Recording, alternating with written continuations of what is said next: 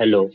आज के इस वीडियो क्लास में हम लोग देखेंगे कुछ ग्राफिंग टूल्स के बारे में, जो कि आपको कोई भी ग्राफ प्लॉट करने के लिए या फिर वेरीफाई करने के लिए काम में आए। तो दो टूल्स हैं, उसमें से पहला जो टूल है जियो जेब्रा ग्राफिंग कैलकुलेटर बोल के आएगा। देखो ऐसे जियो जेब्रा अगर गूगल करोगे तो आपको ये वेबसाइट दिख जाएगी, या फिर ये जियो जेब्रा ग्राफ बोल के लिंक आ जाएगी।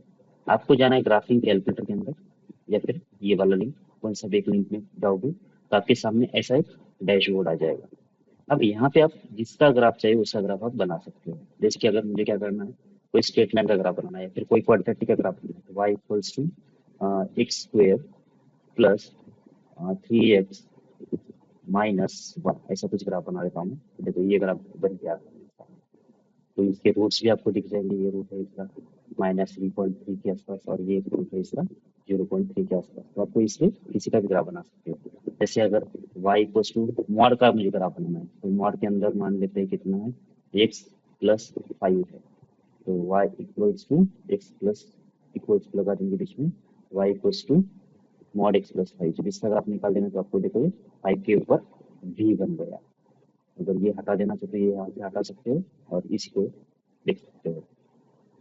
अगर किसी का भी ग्राफ बनाना है तो जैसे y इक्वल्स टू दो मॉड का एडिशन चाहिए आपको, तो y equals to mod x plus 2 कर लिया, और उसके बाद यहाँ पे प्लस और एक और बार मॉड ले लेंगे, और यहाँ पे x माइनस कुछ 1 कर लेते हैं।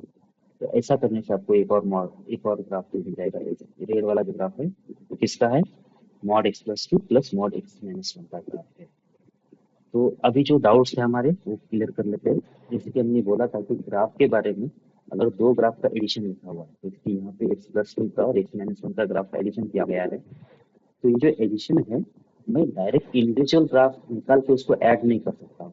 जैसे कि अगर आपको करना है इंडिविजुअल ग्राफ अगर निकाल देना, तो एक्स प्लस टू का जो ग्राफ है तो ऐसे आ जाएगा, और उसके बाद वाई इक्वल्स टू एक दूसरा जो ग्राफ है, मॉड एक्स माइनस वन का जो ग्राफ है तो इस टाइप का आ गया। तब ये दोनों ग्राफ देखो, अगर मैं इसका ओरिजिनल ग्राफ अगर उड़ा देता हूँ, देखो ये ग्राफ उड़ा देता हूँ, तो ये तो ग्राफ का ये भी टाइप इसका ऐसा आ गया और दूसरे का ऐसा आ गया। तो यहाँ से इन दोनों ग्राफ से आपको जो एक्चुअल ग्राफ है वो कितना डिफरेंट है देख लो। तो इतना डिफरेंट है, देखो समझ में आ रही है। कुछ इस टाइप का ग्राफ था एक्चुअल ग्राफ। तो ये ग्राफ जो है, इन दोनों के इंडिविजुअल ग्राफ से आप बना नहीं पाओगे। तो इसलिए मैं ये बोलता हूँ कि आपको क्या करना है, अगर जब भी ऐसा कोई एडिशन दिया गया है तो डायरेक्ट एक फंक्शन आपको क्रिएट कर लेना पड़ेगा। मतलब ऐसे ये -2 से पहले एक ग्राफ आया, फिर -2 से +1 के बीच में एक ग्राफ आया टोटली यहाँ से यहाँ तक, फिर 1 से एक आगे ग्राफ आया। तो जो -2 और 1 पे ही क्यों ब्रेक हो जा रहा है, क्योंकि ये इसके क्रिटिकल पॉइंट है, फिर इसके जीरो है। क्योंकि एक्स प्लस टू जीरो कहाँ पे हो रहा है, -2 पे हो रहा है। एक्स माइनस वन कहाँ पे जीरो हो रहा है, 1 पे हो जा रहा है। इसलिए -2 पे और 1 पे ये ब्रेक कर रहा है ग्राफ, और वहां से कोई अलग मतलब ग्राफ चेंज कर जा रहा है। तो ये ग्राफ एक्चुअल में आपका है। मैं बार बार बोल रहा हूँ, दो ग्राफ का आप एडिशन नहीं कर सकते हो। अगर आपने ऐसे दो ग्राफ बना दिया तो इसका और इसका कोई लेना देना नहीं है। ये कुछ अलग ही ग्राफ है, और ये दोनों कुछ अलग ग्राफ है। आई होप आपको समझ में आ रहा होगा, ठीक है। ऐसा सेम किसी में भी, जैसे कि अगर मान लेते हैं कोई क्वाड्रेटिक का ग्राफ बना दिया, जैसे कि इस वाले का ग्राफ बना दिया था, जैसे बना दिया था, तो इस टाइप का ग्राफ हो जाता है ना, x square plus b x minus one का। अगर आपने वाई को एक्स स्क्वायर का ग्राफ बना दिया तो वो अलग ही आएगा। तो वाई को एक्स स्क्वायर तो ये आ गया, ये जो ग्राफ है, ये ग्राफ तो दोनों अलग अलग है ना। ये तो इसका वर्टेक्स यहाँ पे आ जा रहा है, इसका वर्टेक्स ओरिजिन पे आ गया। अगर वाई इक्वल्स टू 3x बनाओगे, वाई इक्वल्स टू 3x बनाओगे, वो तो स्ट्रेट लाइन जैसे आ गया ना ये कुछ। क्योंकि वाई इक्वल्स एक 3x तो एक स्ट्रेट लाइन आ गया, और वाई इक्वल्स टू 1 निकालोगे तो वाई इक्वल्स टू -1 निकालोगे, तो ये जो लाइन है ये तो ये भी स्ट्रेट लाइन है, कुछ ऐसा आएगा। अब ये तीनों का ऐड करने से, मतलब एक ग्राफ ये, एक ग्राफ ये, और एक ग्राफ ये, इन तीनों को ऐड करने से हमारा रिजल्टेंट जो ग्राफ आ रहा है वो कुछ इस टाइप का आ जा रहा है। देखिए, ये तो किसी कैसे भी हम लोग प्रेडिक्ट नहीं कर पाए ना इस ग्राफ को। बराबर इन तीनों ग्राफ से, एक्स स्क्वायर वाई को थ्री एक्स वाई को -1 की ग्राफ से आप ये ग्राफ प्रिडिक्ट नहीं कर सकते। मतलब ग्राफ का addition, subtraction, multiplication, division possible नहीं है। तो आपको क्या करना पड़ेगा, सीधा सीधा जो ग्राफ है वही बनाना पड़ेगा। डिवीजन भी पॉसिबल नहीं, क्यों नहीं पॉसिबल, उसका भी मैं एक एग्जाम्पल दे देता हूँ, ठीक है। जैसे y equals to sine x का ग्राफ बना लेते हैं। देखो साइन एक्स का ग्राफ बना दिया, ये कुछ ऐसा ग्राफ आ गया, साइन एक्स वैसा है। अब एक ग्राफ बना लेते हैं y equals to cos x का। तो cos x का ग्राफ कैसा है, देखो इस टाइप का है। मतलब देखो दोनों को दोनों वेव की तरह दिख रहा है, मतलब सिमिलर टाइप के ग्राफ है, बस ये थोड़ा सा लैगिंग, इसमें थोड़ा सा ये वर्टेक्स इसका जो मैक्सिमम वैल्यू कितना है 0 पे आ रही है, इसका मैक्सिमम वैल्यू पाई/2 पे आ जाएगी, बस इतना ही, थोड़ा सा ग्राफ आगे सरक गया है। लेकिन दोनों ग्राफ ऐसे ही है, जो रेड वाला ग्राफ है वो है साइन एक्स का, और जो ये जो ऑरेंज वाला ग्राफ है वो है कॉस एक्स का। अगर मैं इन दोनों का डिवाइड कर दूं तो tan x बन जाएगा। तो tan x का जब ग्राफ बना दूंगा मैं, तो y equals to tan x बना देता हूँ, y equals to tan x। देखो ये तो बहुत ही अलग ही आया ना। आपका ग्राफ जो था पहले tan x पे उड़ा दो, sin x cos x, तो ये -1 + 1 के बीच में था, देखो ये +1 से ऊपर जा ही नहीं रहा और -1 से नीचे जा ही नहीं रहा, बराबर। अगर ये sin x और cos x को डिवाइड कर लो तो tan x ग्राफ आ जाना चाहिए, देखो tan x ऐसा आ गया फिर। मतलब ओरिजिनल ग्राफ कैसे है उससे कोई फर्क नहीं पड़ेगा, उसका मल्टीप्लिकेशन, डिवीजन, एडिशन, सब्ट्रैक्शन कुछ अलग ही ग्राफ आएगा। कुछ कुछ केसेस में हम लोग ऐड या सब्ट्रैक्ट, मल्टीप्लिकेशन, डिवीजन कर सकते हैं, लेकिन अभी उसके लिए हमको बहुत सारा नॉलेज चाहिए। उसका रेट ऑफ इंक्रीज, रेट कैसा है, इंक्रीज कर रहा है ग्राफ, डिक्रीज कर रहा है, ये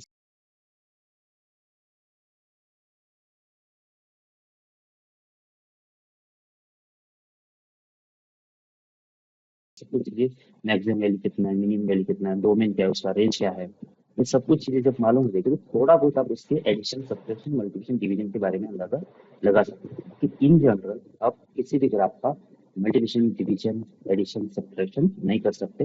डायरेक्ट डायरेक्ट जो आपको फंक्शन बोला गया उसी का ग्राफ बनाना पड़ेगा। आई होप आपको ये समझ में आ रहा होगा। ओके, तो एक और ऐसा ही ग्राफिंग कैलकुलेटर है, ये तो ये जियोजेब्रा हो गया। दूसरा एक ग्राफिंग कैलकुलेटर में इसका बोलेगा डेसमॉस बोल के आएगा, डेसमॉस। देखो ये डेसमॉस गूगल करोगे तो डेसमॉस ग्राफिंग बोल के एक आएगा, उसको क्लिक करोगे, ये देखो ग्राफिंग कैलकुलेटर डेसमॉस, ये लिंक आ जाएगी। इसके ऊपर क्लिक करोगे तो आपको यहाँ पे भी डैशबोर्ड मिल जाएगा। यहाँ पे भी आप अपना इक्वेशन जो भी है आप प्लॉट कर सकते हो। किस तरह बनाना है, जैसे y इक्वल्स टू बनाना है मुझे मॉड, y इक्वल्स टू, थोड़ा सा अलग हो गया, इक्वल्स लगाना पड़ेगा, y equals to mod x minus two कर लेते हैं। देखो ये ग्राफ आ गया, तो ऐसे आएगा। तो अगर आप इसी का भी ग्राफ बनाना चाहते हो तो यहाँ पे आपको दिख जाएगा y इक्वल्स, जैसे y इक्वल्स टू जैसे मॉड है, मॉड के अंदर क्वाड्रेटिक है, एक्स स्क्वेयर माइनस होगा 5x, कुछ भी ऐसा ले लो, और माइनस अगर 6 ले लेते हैं तो आपको ये ग्राफ बन के आपके सामने आ गया। तो ये ग्राफ आपका है, जैसे कि आपको मालूम है कि जो ओरिजिनल ग्राफ और इसमें क्या फर्क होता है, जो अगर एक्स एक्सिस के नीचे चला गया है किसी का भी ग्राफ ओरिजिनल फंक्शन का, और अगर हम उसके ऊपर मॉड लगा देते तो नीचे वाला पार्ट ऊपर आ जाता है। तो ये देखो यहाँ पे ऊपर आ गया ऑलवेज, तो इसका किसी का भी ग्राफ आप बना सकते हो। ठीक है, इतना ही नहीं, अगर आपको जनरल स्टडी करना है किसी भी ग्राफ के बारे में, जैसे कि हमने बोला था कि कोई क्वाड्रेटिक इक्वेशन का ग्राफ कैसे आता है, चलो एक बार देख लेते हैं। y इक्वल्स टू यहाँ पे ये एक्स स्क्वेयर, मतलब ये एक्स का स्क्वेयर, फिर plus B into x, B into x plus होगा सी। अब ये ग्राफ बनाने से मुझे क्या होगा कि ए बी सी के वैल्यूज अगर चेंज हो जाए तो ग्राफ कैसे चेंज होगा वो मुझे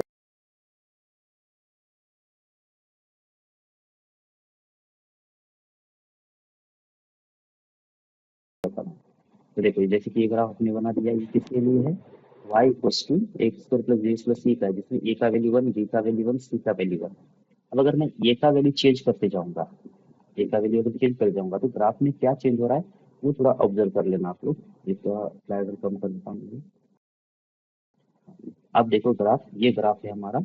अब इसके ऊपर तुम नजर रखना क्या चेंज हो रहा है। देखो ए का वैल्यू मैं बढ़ा रहा हूँ, यहाँ पे ए का वैल्यू कितना है 1 है, ए का वैल्यू जब मैं बढ़ा रहा हूँ तो क्या हो रहा है देख लेना।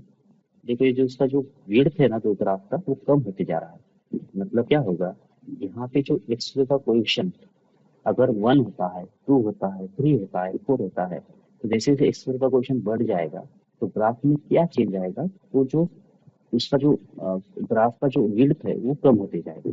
और जैसे जैसे ये वैल्यू की कम होती जाती है, एक वैल्यू अगर कम होती जाएगी, 9 से 8, 8 से 7 ऐसे कर जाऊंगा, तो जो ग्राफ है वो स्प्रेड होते जाएगा, विड्थ जो है स्प्रेड होती जाएगी, पैराबोला की जो जो लेंथ है वो बढ़ती जाएगी। जितना वैल्यू इसका कोएफिशिएंट कम, उतना उसका वैल्यू ज्यादा होगा।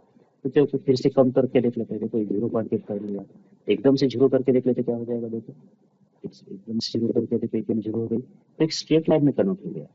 आप देख रहे हो इसमें एक स्ट्रेट लाइन कन्वर्ट हो गया।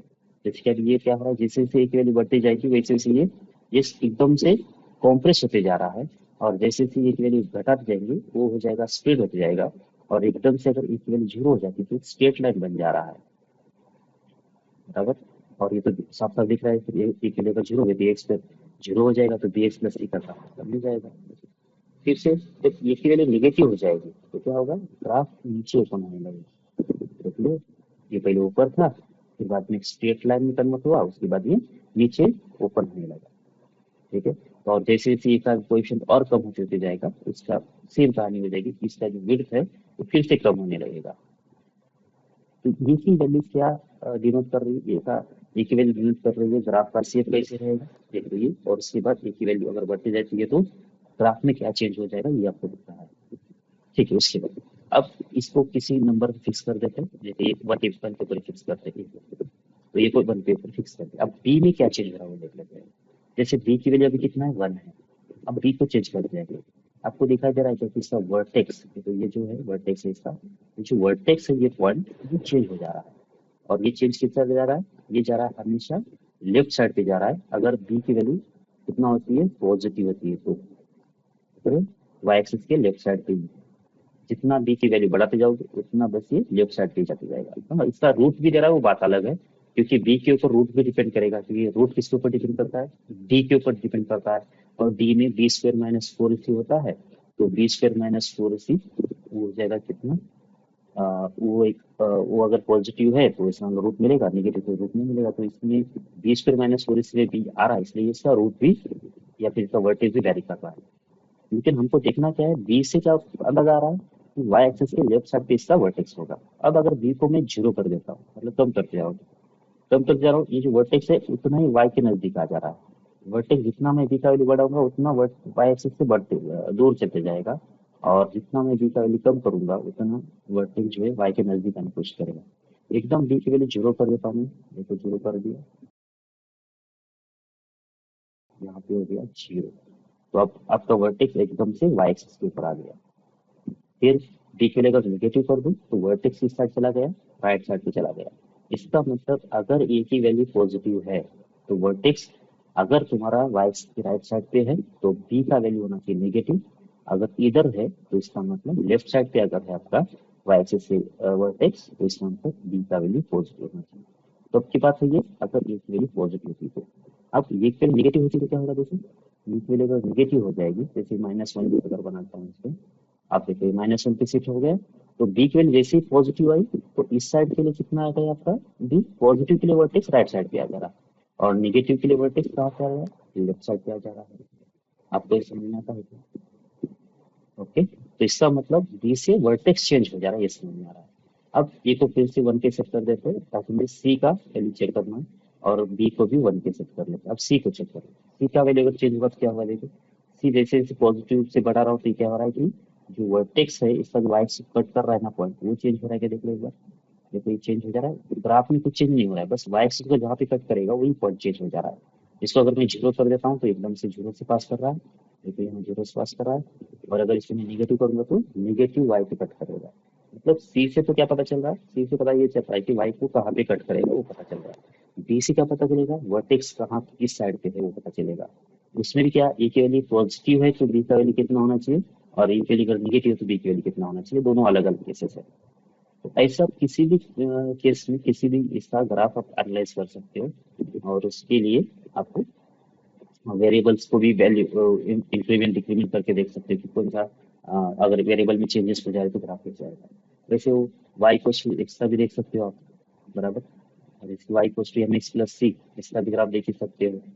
जैसे कि वाई को एम एक्स प्लस सी का अगर मैं ग्राफ बना दूं, वाई को एम एक्स प्लस सी का, तो स्ट्रेट लाइन आ जाएगा सीधा सीधा। अब ये एम के ऊपर हमने क्या बोला था, एम की वैल्यू अगर पॉजिटिव होती है तो ग्राफ इंक्रीज करेगा, और अगर एम की वैल्यू अगर निगेटिव होती है तो ग्राफ डिक्रीज करेगा। आपको दिखाई दे रहा होगा ये ग्राफ इंक्रीज कर रहा है बोल के। तो जैसे एम की वैल्यू में निगेटिव कर दूं, कितना जाएगा, ग्राफ डिक्रीज कर रहा है तो नीचे ओपन हो जा रहा है, ऊपर नहीं नीचे जाते जा रहा है। इसका मतलब क्या हो रहा है, ये एम की वैल्यू निगेटिव पे डिक्रीज करेगा, एम की वैल्यू पॉजिटिव इंक्रीज करेगा। और सी की वैल्यू क्या डिसाइड करेगा, वाई को कहाँ पे कट कर रहा है, बस अगर मैं सी की वैल्यू चेंज करूँ तो इसका स्लोप चेंज नहीं हो रहा है, डायरेक्शन चेंज नहीं हो रहा है, बस क्या हो रहा है सी को जहाँ पे कट करेगा, मतलब वाई एक्स पे जहाँ पे कट करेगा वो बस एक पॉइंट चेंज हो जा रहा है। ऐसे आप किसी का भी ग्राफ बना सकते हैं इसमें, और चेक कर सकते हैं ग्राफ कैसे आएगा। लॉग एक्स का ही बना सकते हैं, जैसे अगर इसमें लॉग एक्स का ग्राफ बना देना है, तो यहाँ पे फंक्शन में जाओगे तो यहाँ पे बहुत सारे फंक्शन इनबिल्ट दिया गया है, तो आपको बस उसको, देखो यहाँ पे लॉग एक्स है, और अगर बेस चेंज करना चाहे तो बेस चेंज कर सकते हो, उससे ज़्यादा लॉग एक्स का ग्राफ बनाना है तो लॉग एक्स का ग्राफ बना सकते हो। देखो ऐसा कुछ ग्राफ बनाया था हमने, ये और कहाँ से पास करेगा, यहाँ से जीरो से लेकर ऐसे आ जाएगा ग्राफ। ये थोड़ा सा क्या बोलते हैं उसको, ये जो ग्राफ इन दोनों की डिस्टेंस बहुत कम है, इसलिए यहाँ पे दिखाई नहीं दे रहा है, वरना ग्राफ ऐसे ऐसे कुछ इस टाइप का बनेगा। और ये इस लाइन को कभी टच करने की कोशिश करेगा, मतलब टच करने की कोशिश करेगा, रियल पॉइंट में टच नहीं करेगा। जैसे कि ये दोनों लाइन शायद वाई एक्सिस के ऊपर आ रहा है, आपको ऐसा लग रहा है, तो आप इसको जूम करके देख लेना, इसके बीच में डिस्टेंस आपको दिख जाएगा। ठीक है, तो यहाँ पे अगर और जूम कर लेंगे तो वाई एक्स और इस लाइन के बीच का आपको डिस्टेंस थोड़ा बहुत नजर आ जाएगा। मतलब इतना ये नजदीक है, लेकिन रियल पॉइंट पे कट नहीं कर रहा है।